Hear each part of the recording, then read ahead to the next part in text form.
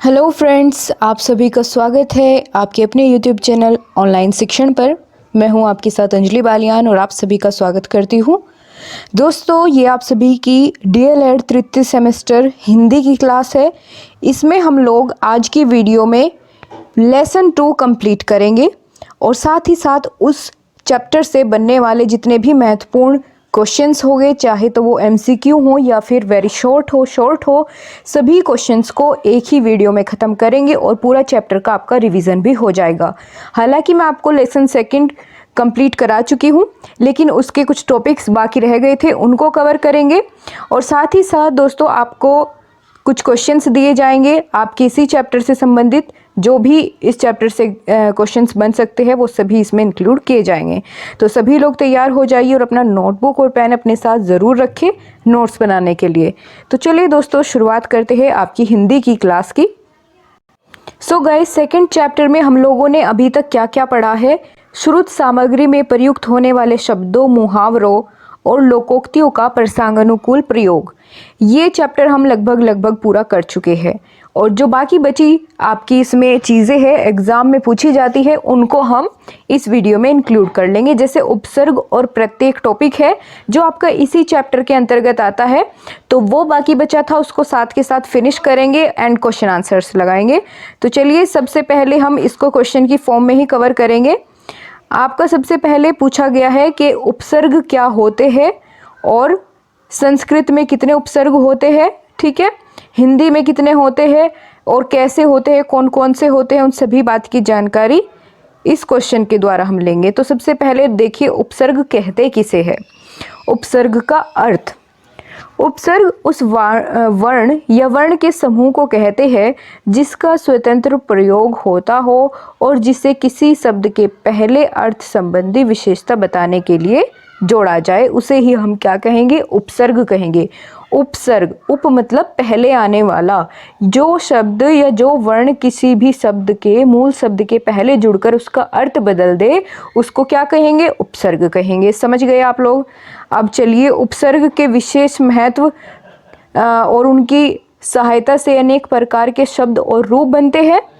जैसे हिंदी में 3 प्रकार के उपसर्ग प्रयोग में आते हैं। जैसे उनमें पहला है संस्कृत के उपसर्ग है कुछ जो हिंदी में ही प्रयोग किए जाते हैं, दूसरा है हिंदी के उपसर्ग और तीसरे है अरबी, फारसी, विदेशी भाषा के शब्द या उपसर्ग।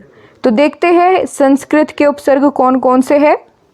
जैसे आप यहाँ देख पाएंगे, आपसे एग्जाम में क्या दे दिया जाता है कि भाई ए उपसर्ग से बनने वाले 2 शब्दों को का निर्माण करिए। तो आप कैसे बताएंगे, जैसे असुविधा, अविश्वास, ठीक है, ये आप लोग जैसे विश्वास एक शब्द है, क्या हुआ, विश्वास एक शब्द है, उसमें आपने अ उपसर्ग लगा दिया तो उसका अपोजिट मतलब हो गया। पहले था विश्वास करना, अविश्वास हो गया। सुविधा था, ए उपसर्ग आपने लगा दिया तो क्या बन गया, असुविधा। इसी के साथ अब आपने सेकंड नंबर पर यहाँ पर एक आपको उपसर्ग दिया गया है अति। देखते हैं अति उपसर्ग का प्रयोग आपने कैसे करना है। जैसे यहाँ देखिए आप, वृष्टि एक शब्द था मूल शब्द, लेकिन उसमें आपने अति जोड़ दिया तो क्या बन गया, अतिवृष्टि, ठीक है। यहाँ कर्म था तो आपने अति इसमें जोड़ा, अति कर्म हो गया। काल था, आपने इसमें अति उपसर्ग लगाया तो क्या बन गया, अतिकाल बन गया, ठीक है। तो यहाँ जैसे इसी तरीके से काफ़ी सारे एग्जाम्पल आपको देखने को मिलेंगे। आवश्यक था तो अति लगा दिया, अति आवश्यक हो गया। इसी प्रकार से आप लोग उपसर्ग अपने आप से लगा करके उनका कोई भी शब्द का निर्माण कर सकते हैं। इंद्रिय था, उसमें आपने अति लगा दिया तो अतीन्द्रिय हो गया। तो आपको ये उपसर्ग लगाकर शब्द का निर्माण करना बहुत आसानी से आ जाएगा जैसे जैसे हम लोग आगे बढ़ते रहेंगे। और इस क्लास की पीडीएफ भी आपको टेलीग्राम ग्रुप में प्रोवाइड की जाएगी। यदि आपने टेलीग्राम ग्रुप ज्वाइन नहीं किया है तो ऑनलाइन शिक्षण टेलीग्राम ग्रुप का लिंक आपको कमेंट बॉक्स में भी मिल जाएगा और आप लोग सर्च करके भी ज्वाइन कर सकते हैं। अभी इस तरीके से आपका संस्कृत का एक और उपसर्ग देखते हैं, जैसे अधि, ठीक है। आपका एक शब्द था कार, आपने उसमें अधि उपसर्ग लगा दिया तो क्या बन गया, अधिकार। राज एक मूल शब्द था, अधि जोड़ दिया तो अधिराज बन गया, ठीक है। इसी प्रकार से बहुत सारे एग्जाम्पल आप लोग यहाँ पर देख पा रहे हैं। अन उपसर्ग किसका है? संस्कृत भाषा का है। ठीक है, आदि शब्द था, अन जोड़ दिया तो अनादि बन गया। अर्थ था, अर्थ में अन उपसर्ग लगा दिया तो अनर्थ बन गया। आचार था, आचार शब्द में आपने अन उपसर्ग लगा दिया तो अनाचार बन गया। इसी प्रकार से आप लोग उपसर्ग जोड़ करके नया शब्द बना सकते हैं। अनु भी एक संस्कृत भाषा का शब्द है।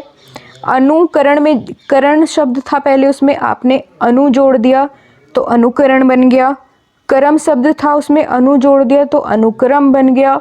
गमन था, गमन में आपने अनु उपसर्ग लगाया तो अनुगमन बन गया। चर था, चर मूल शब्द में आपने अनु उपसर्ग लगाया तो अनुचर बन गया। इसी प्रकार से और देखते हैं एग्जाम्पल्स, जैसे अप एक संस्कृत भाषा का उपसर्ग है। मान आपका मूल शब्द था लेकिन आपने उसमें अप लगा दिया तो इसका अपोजिट मीनिंग निकल के आएगा। पहले तो मान था लेकिन अब आपने अप उपसर्ग लगा दिया तो अपमान बन गया। ठीक है, कार शब्द था, अप जोड़ दिया अपकार बन गया। वाद शब्द था, अप जोड़ दिया तो अपवाद बन गया। ठीक है, इसी प्रकार से आप बहुत सारे शब्द यहाँ पर एग्जाम्पल्स देख सकते हैं। आप जितना पढ़ोगे उतनी आपकी समझ बढ़ती जाएगी, अपने आप से आप उनका प्रयोग करना सीख जाएंगे कि किस तरीके से कौन सा उपसर्ग लग के कौन सा शब्द बन सकता है, आप लोग चुन पाएंगे आसानी से। मल्टीपल चॉइस क्वेश्चंस में भी आपके यहाँ से प्रश्न बन जाते हैं एग्जाम पेपर में। ठीक है, तो उस चीज़ का आपको ध्यान रखना है कि कैसे आपको उपसर्ग जोड़ के उसका अर्थ बदलना है और कहाँ किस उपसर्ग का प्रयोग होगा उसका। दोस्तों, जहाँ भी आप किसी आप कह लीजिए मूल शब्द में जहाँ भी आप उपसर्ग लगाएंगे उसका कुछ ना कुछ अर्थ निकलना चाहिए, तभी वो सही माना जाता है। जैसे वादन एक शब्द है, आपने उसमें अभी जोड़ दिया तो क्या बन गया? अभिवादन। जात एक शब्द है अपने आप में, जात मूल शब्द में आपने अभी जोड़ दिया तो अभिजात बन गया। शाप एक शब्द है, अभी जोड़ दिया तो अभिशाप बन गया। मान अपने आप में एक मूल शब्द है, अभी जोड़ दिया अभिमान बन गया। योग एक शब्द है, योग में आपने अभी जोड़ दिया तो अभियोग बन गया। ठीक है, इसी तरीके से मुख था तो अभी जोड़ दिया अभिमुख बन गया। लाशा एक शब्द था, अभिलाषा बन गया। इस प्रकार से आप लोग इन सभी संस्कृत के उपसर्ग का प्रयोग करके नया शब्द बना सकते हैं और आपको पता चल गया कि कौन कौन से उपसर्ग संस्कृत के होते हैं, जैसे अ, अति, अधि, अन, अनु, अप और अभी, ये सभी संस्कृत के उपसर्ग है। चलिए अब आगे बढ़ते हैं। आगे दोस्तों, आपने यहाँ पर हम प्रत्यय भी पढ़ेंगे, लेकिन आगे आने वाले क्वेश्चंस में आपको प्रत्यय का एक क्वेश्चन में पूरा का पूरा प्रत्यय वाला टॉपिक कवर करा दिया जाएगा। मुहावरे हम आपको पढ़ा चुके हैं और आप बहुत अच्छे से उनका वाक्यों में प्रयोग करना सीख चुके हैं। तो चलिए अब कुछ महत्वपूर्ण एग्जाम्पल्स जो आपके पेपर में आ चुके हैं उनको यहाँ पर ले लेते हैं। आपका रिवीजन भी हो जाएगा इस टॉपिक का, और साथ ही साथ जिसने पिछली क्लास नहीं देखी है तो उसको भी थोड़ा बहुत यहाँ से समझ आ जाएगा और एक माइंड में अच्छी सी इमेज सेट हो जाएगी कि कैसे आपको कहाँ प्रयोग करना है, वाक्य में इन मुहावरों का कैसे प्रयोग करना है। तो आपको दे दिया जाएगा दोस्तों क्वेश्चन में कि अंधे की, या तो दे दीजिएगा कि किसी भी 5 मुहावरों का वाक्य में प्रयोग करके बताएं, ऐसे भी दे सकता है, या फिर कोई मुहावरा दे करके बोल सकता है इसका अर्थ लिखे और इसका प्रयोग करे वाक्य में। तो दोनों तरीके से आप लोग तैयार रहे, जैसे आपसे एग्जामिनर पूछे तुरंत उसका जवाब दीजिए। अब जैसे पहला मुहावरा है अंधे की लाठी होना। अंधे की लाठी यानी एकमात्र सहारा। उस बूढ़े दंपति का पुत्र ही उनके लिए अंधे की लाठी है, यानी उनका पुत्र उनके लिए एकमात्र सहारा है, उनके बुढ़ापे का एकमात्र सहारा है उनका पुत्र।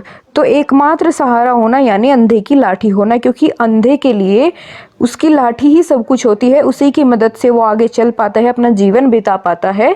तो बूढ़े दंपति भी अपने पुत्र के ऊपर उसी तरीके से निर्भर होते हैं जैसे अंधा एक लाठी के ऊपर निर्भर होता है। ठीक है, इस तरीके से आप इन्हें समझेंगे। दूसरा मुहावरा है अकल के पीछे लाठी लिए फिरना, यानी मूर्खतापूर्ण कार्य करना। क्या होगा इसका अर्थ? मूर्खतापूर्ण कार्य करना यानी अकल के पीछे लाठी लिए फिरना। तुम स्वयं तो अकल के पीछे लाठी लिए फिरते हो और दूसरों का कहना भी नहीं मानते, तो इसको कहते हैं कि भाई खुद तो मूर्खतापूर्ण कार्य तुम करते ही हो और दूसरों की सुनते नहीं हो। इसी प्रकार तीसरा एग्जाम्पल आप देखेंगे यहाँ पर मुहावरे का, अपना उल्लू सीधा करना। इसे तो आप सभी लोग जानते होंगे कि जैसे अपना काम निकलवाना, तो उसको कहते हैं कि ये तो अपना उल्लू सीधा करता है। कुछ लोग अपना उल्लू सीधा करने के लिए दूसरों को हानि पहुंचाने से भी नहीं चूकते हैं, उसे कहते हैं अपना काम निकालना, चाहे दूसरे का जो बुरा हो जाए। चौथा मुहावरा आप यहाँ पर देख पा रहे हैं, आंख का तारा होना यानी अत्यधिक प्रिय होना। प्रत्येक पुत्र अपने माता पिता की आंखों का तारा होता है, ठीक है। और आजकल तो पुत्री भी माता पिता की आंखों का तारा होती है। तो आगे बढ़े, आंखों में धूल झोंकना यानी धोखा देना। इसका वाक्य में प्रयोग करके बताइए, आंखों में धूल झोंकने का वाक्य में प्रयोग करेंगे तो क्या वाक्य आप लोग बनाएंगे, जल्दी से कमेंट बॉक्स में इसका आंसर लिखें।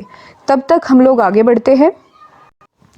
अब आप यहाँ पर देख पा रहे हैं, अगला मुहावरा है आकाश पाताल एक करना यानी अत्यधिक प्रयास करना। पुलिस निरीक्षक ने आतंकवादियों को पकड़ने के लिए आकाश पाताल एक कर दिया।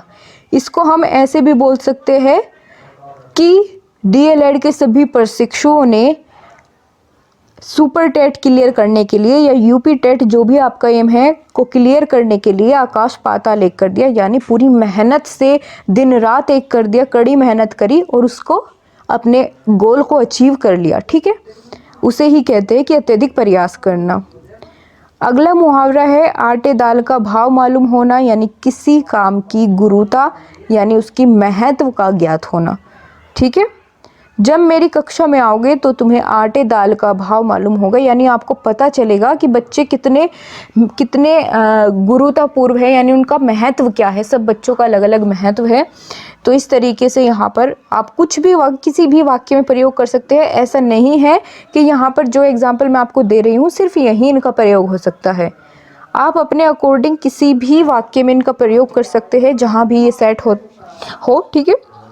अगला मुहावरा है आस्तीन का सांप, जिसे हम कहते हैं कपटी मित्र, ठीक है। प्रदीप ने शाम को अपना मित्र नहीं बनाया वरन उसे एक आस्तीन का सांप पाल लिया है, यानी प्रदीप ने शाम को अपना मित्र बनाया। इसका मतलब ये है कि उसने आस्तीन का सांप पाल लिया है, क्योंकि वो किसी के भी साथ सही व्यवहार नहीं करता या धोखा देता है। इस तरीके से हम कह सकते हैं।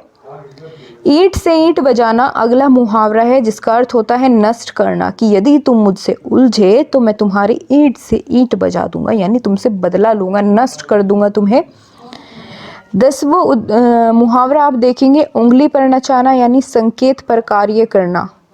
श्याम मधु को क्या समझाएगा, वह तो स्वयं उसको अपनी उंगलियों पर नचाता है, ठीक है। उल्टी गंगा बहाना यानी नीति के विरुद्ध बात करना। तुम्हारी बातें मैं नहीं सुनना चाहता क्योंकि तुम हमेशा उल्टी गंगा बहाते हो, यानी सीधी बात नहीं करते हो, हमेशा उल्टी बात करते हो। एक अनार 100 बीमार यानी एक वस्तु को प्राप्त करने के लिए बहुत से व्यक्तियों में इच्छा होना।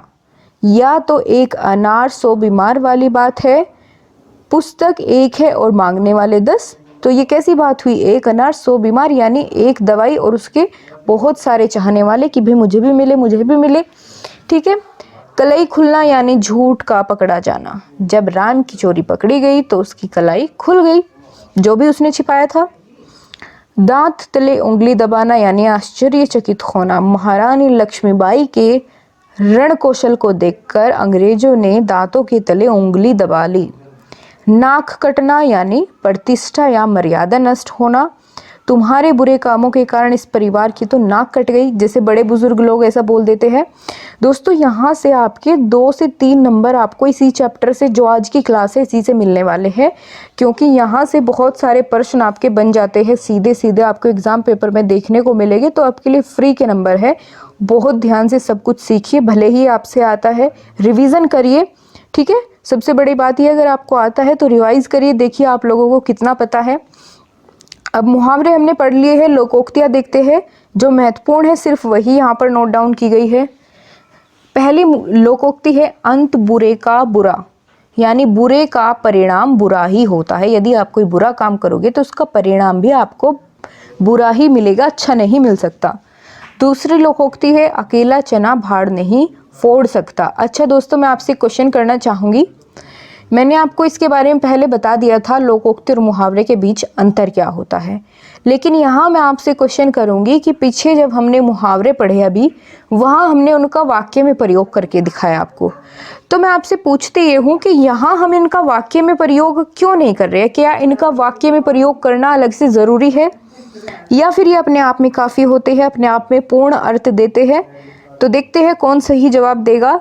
जिसने भी सही से पिछली क्लास को देखा है वो इसका बहुत अच्छे से जवाब दे पाएगा। और ये बहुत ही बारीक समझने वाली बात है जो आपके एग्जाम पेपर में पूछ ली जाती है।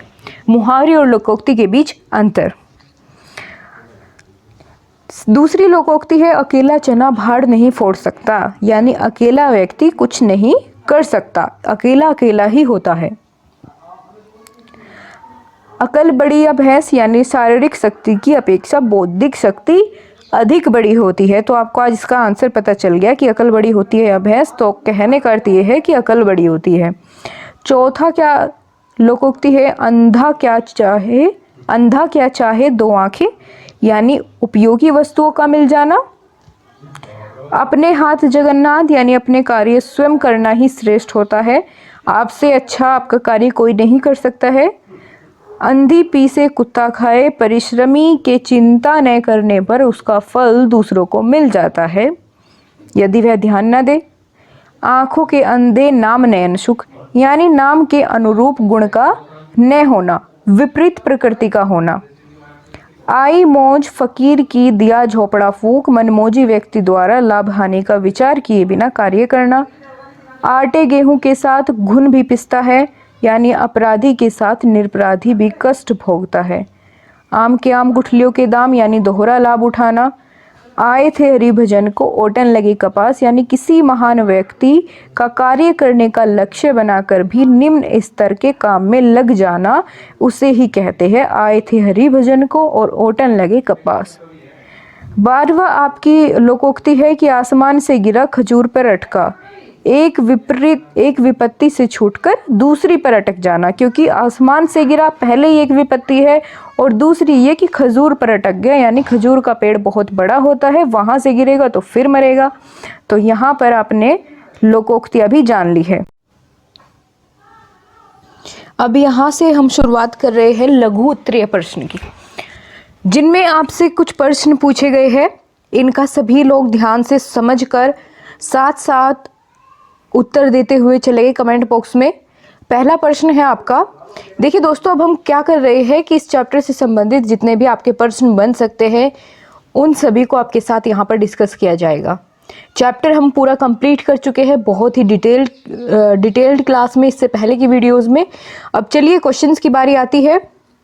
तो आपसे यहाँ क्वेश्चन में दिया गया है कि निम्नलिखित उपसर्गों में से एक एक शब्द बनाइए, यानी आपको कुछ उपसर्ग दे दिए गए हैं और इन उपसर्ग से आपको शब्द बनाने के लिए कहा गया है। तो चलिए यहाँ पर इनको भी भूल जाइए कि यहाँ क्या लिखा हुआ है, ठीक है, इसको अभी कोई नहीं देखेगा, अपने आप से बनाएंगे। देखिए सबसे पहले आपको दिया गया है अनु। अनु उपसर्ग के साथ कोई भी एक नया शब्द बनाइए।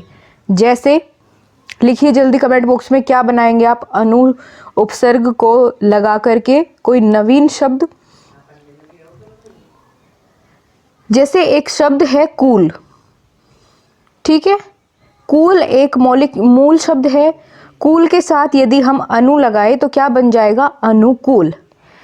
अप उपसर्ग लगाकर एक शब्द आपको बनाना है, तो मान शब्द में आप लगाएंगे तो अपमान बन जाएगा। आपके पास एक शब्द है मान, मान शब्द में आप अभी जोड़ेंगे तो अभिमान बन जाएगा। और शेष शब्द है वी, उपसर्ग लगाएंगे तो विशेष बन जाएगा। सार एक शब्द है आपके पास, प्र उपसर्ग लगाएंगे तो प्रसार बन जाएगा। उप उपसर्ग से कोई नवीन शब्द बनाइए तो उपकार बन जाएगा, ठीक है, उपकार बन जाएगा। सह शब्द से क्या बन जाएगा? सहपाठी, ठीक है। सहयोग भी आप कह सकते हैं, योग शब्द में सह उपसर्ग लगा देंगे तो सहयोग बन सकता है। आप कुछ भी वर्ड इससे बना सकते हैं। ए उपसर्ग के साथ अनित्य, असत्य, ठीक है, अलिखित, कुछ भी आप नया शब्द बना सकते हैं। सु के साथ सुलेख, ठीक है, अन के साथ अनाचार, अनाधिकार, अधि के साथ अधिपति, आ के साथ आलोक, आमरण, ठीक है। अति के साथ अत्यधिक या अतिसार। परि उपसर्ग से आप क्या बना सकते हैं, परि उपसर्ग से आप लोग नया शब्द बनाएंगे तो क्या बनेगा, परि उपसर्ग के साथ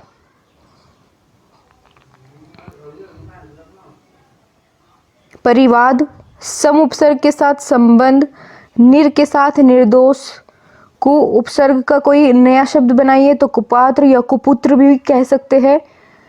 प्रति का क्या बनेगा, प्रतिकार, ठीक है। प्रतिदिन, प्रतिरोज, कुछ भी इस तरीके से आप एक नवीन शब्द बना सकते हैं इन उपसर्ग का प्रयोग करके। यहाँ पर और भी कई सारे क्वेश्चंस हैं जो आपके एग्जाम में इसी तरीके से क्वेश्चन पूछे जाते हैं जैसे आपसे यहाँ पूछे गए हैं। तो उसी चीज़ का आइडिया लगवाने के लिए आपको ये क्वेश्चंस कराए जा रहे हैं। जैसे क्वेश्चन है, टूट पड़ना मुहावरे का अर्थ बताइए और उसका वाक्य में प्रयोग करिए। तो टूट पड़ना मुहावरे का अर्थ क्या है, भारी संख्या में जाना। प्रदर्शनी देखने के लिए भीड़ टूट पड़ी, यानी भारी संख्या में लोग वहां पहुंच गए, उसको क्या कहेंगे, टूट पड़ना, ठीक है। खोदा पहाड़ निकली चुहियां, लोकोक्ति का अर्थ बताइए, ठीक है। यहाँ ये लोकोक्ति आपसे दी गई है, उसका अर्थ बताना है। खोदा पहाड़ निकली चुहियां, यानी अधिक परिश्रम करने पर भी मनानुकूल फल न मिलना, यानी जैसा आपने फल चाहा था वैसा फल ना मिलना, उसे ही आप कहेंगे खोदा पहाड़ निकली चुहियां। गुड़ खाए गुलगुलों से परहेज, लोकोक्ति का अर्थ बताइए। इसका मतलब ये है कि यहाँ पर आपसे कहा गया है कि दिखावटी परहेज करना, ठीक है। कि भाई गुड़ भी मीठा होता है, गुलगुले भी मीठे होते हैं, कि भाई गुड़ तो खा रहे हैं और गुलगुले से परहेज कर रहे हैं, तो इसका मतलब ये है कि दिखावटी परहेज है, कि भाई दूसरे के सामने तो आप कह रहे हैं कि नहीं नहीं मैं इसको नहीं खाऊंगा, ठीक है, और अपने घर में आप खा रहे हैं, तो उसको कहते हैं दिखावटी परहेज करना। घर का जोगी जोग ना, आन गांव का सिद्ध, लोकोक्ति का अर्थ क्या होगा, तो इसका अर्थ है गुणवान व्यक्ति का अपने स्थान पर सम्मान नहीं होता। आगे बढ़ते हैं, आगे आपसे दिए गए हैं बहुविकल्पी प्रश्न, देखते हैं आप लोग कितना समझे हैं। तो इसी तरीके से आपके एग्जाम में क्वेश्चंस पूछे गए हैं, जल्दी आप लोग सभी साथ साथ आंसर करते हुए चलेंगे। पहला क्वेश्चन है, उपसर्ग अति का नवीन शब्द क्या होगा, अति उपसर्ग का, तो बताइए किस इनमें से किसके साथ अति उपसर्ग का प्रयोग हो रहा है।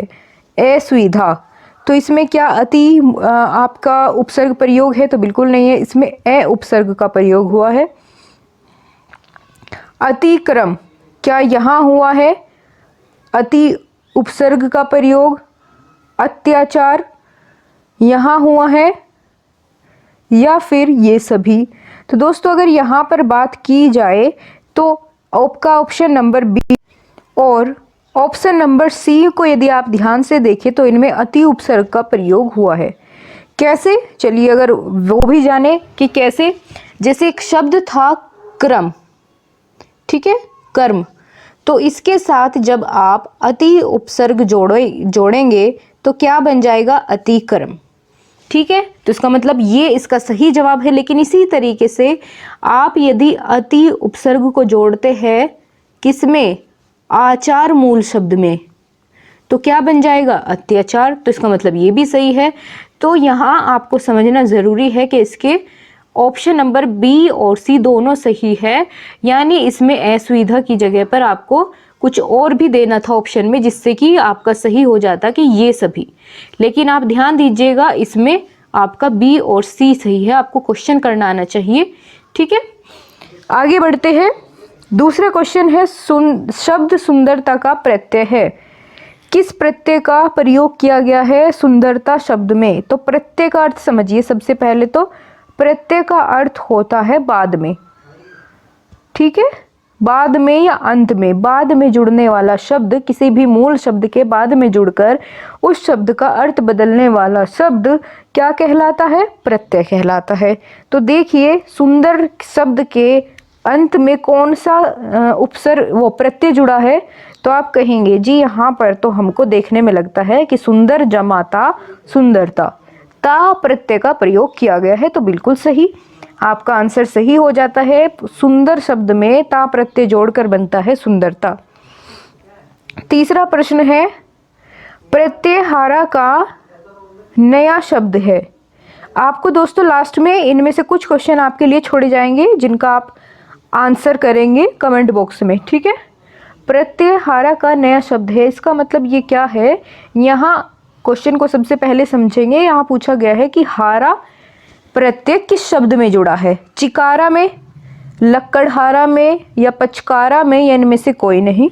तो ध्यान से देखिए दोस्तों, किस में लगा है हारा प्रत्यय, तो लक्कड़हारा में, लक्कड़ जमा हारा, हारा प्रत्यय किस में जुड़ा है, लक्कड़हारा में, तो यही आपका ऑप्शन नंबर बी करेक्ट है। उंगली पर नचाना मुहावरे का अर्थ है अपने अनुसार नचाना या अपनी इच्छा के अनुसार नचाना, नचाने के लिए नाचने के लिए प्रेरित करना। तो बताइए जल्दी कौन सा ऑप्शन इसमें सही होगा। देखते हैं कौन सही जवाब देगा, क्योंकि इसका आपको थोड़ी देर पहले ही मैंने इस मुहावरे का अर्थ समझाया था। तो इस मुहावरे का अर्थ हो जाएगा गाइस अपनी इच्छा के अनुसार नचाना, ठीक है। अपनी इच्छा, जब मन हुआ तो उसको नचाया, नहीं मन हुआ तो रोक दिया, उसे कहते हैं। कान पकड़ना, कान पकड़ने का सही मुहावरे का अर्थ क्या होगा, चतुर होना या सुनते सुनते तंग आना। सॉरी गाइस, ये कान पकना है, कान पकना, ठीक है, पकड़ना नहीं है, पकना है। कान पकने का अर्थ क्या होगा, चतुर होना, सुनते सुनते तंग आना किसी की बात को, या फिर बीमार होना, या इनमें से कोई नहीं। तो जब हम किसी की बात सुनते सुनते थक जाते हैं तो हम उसको बोलते हैं कि भाई चुप हो जा, अब तो कान पकाने बंद कर, मेरे कान पक गए तेरी बातें सुन सुन के, ठीक है। तो ऐसे वाक्य में प्रयोग करके आप उसका सही अर्थ भी समझ सकते हैं। हाथ फैलाना मुहावरे का क्या अर्थ है, प्रशंसा करना, सहायता की याचना करना या संकेत करना, हाथ फैलाकर संकेत करना या ये सभी। तो इसका ऑप्शन नंबर बी करेक्ट होगा। यानी जब आप किसी से सहायता मांगते हैं तो उसका मतलब ये होता है कि हाथ फैला रहे हैं, ठीक है, सहायता के लिए हाथ फैला रहे हैं। तो चलिए अब आगे क्वेश्चन आपके लिए होंगे, ये आपका टेस्ट होने वाला है आगे, क्योंकि मैं आपको बहुत कुछ इस चैप्टर के बारे में, हालांकि सब कुछ पढ़ा चुकी हूँ, कोई भी टॉपिक आपका इस चैप्टर का बाकी नहीं रहेगा। तो चलिए अब आपके लिए क्वेश्चन है, आपको इनका आंसर कमेंट बॉक्स में करना होगा। एक आंख से देखना, इस मुहावरे का अर्थ क्या होगा। 4 ऑप्शन आपको दिए गए हैं। मूर्ख बनाना, सबको समान समझना, एक को ही देखना, एक आंख बंद व एक आंख खुली रहना। तो बताइए इनमें से कौन सा इसका सही ऑप्शन है। अगला है कलई खुलना मुहावरे का क्या अर्थ है, कोई बंधन न रहना, रहस्य का पता चल जाना, अनपढ़ होना, या इनमें से कोई नहीं।